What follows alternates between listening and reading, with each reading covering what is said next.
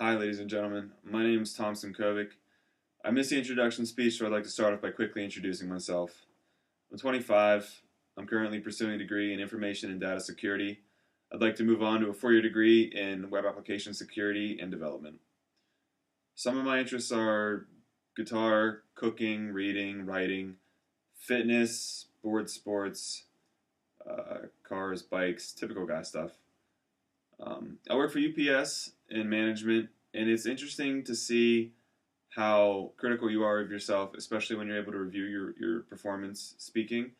I give a pre-work communication meeting speech every single day for 30 to 50 people, and I've already spent 45 minutes making this particular video, just picking up or being unsatisfied with certain nuances like body language, gestures, tone of voice, positioning, things of that nature. So I'm excited to take the class. I hope I learn a thing or two, and I welcome any constructive feedback.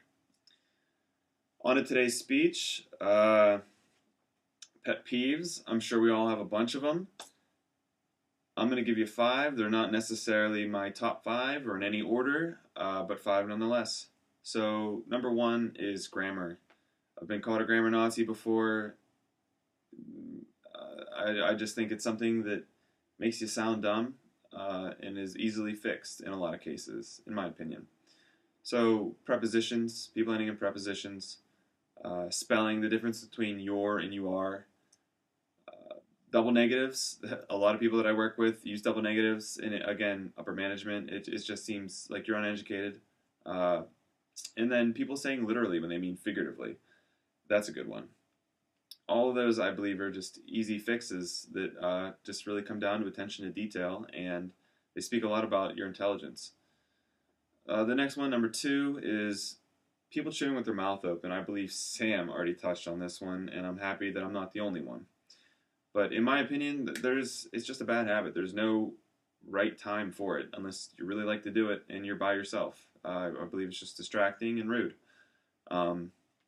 Number 3 is hypocrisy. Again, I work in management, so if I were to tell my employees to do something and then I did the thing that I told them not to do, they would much less likely be willing to follow me and view me as a leader. I believe as a leader, you have to say what you mean and mean what you say and lead by example.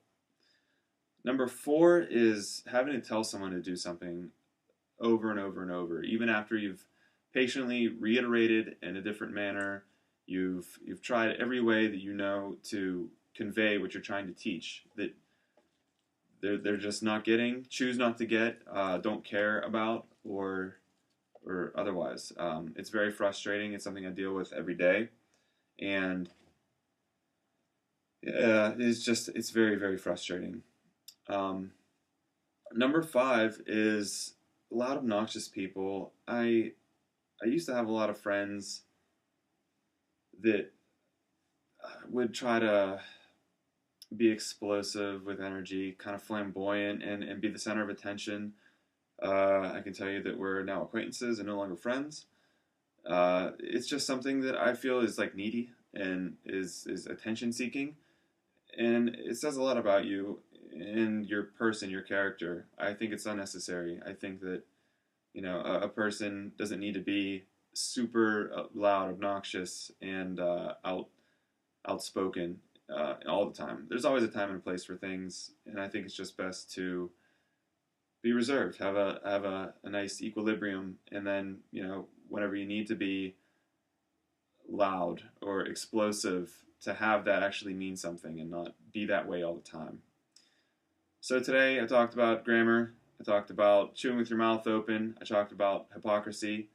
I talked about telling people the same thing over and over. And I talked about loud, obnoxious people.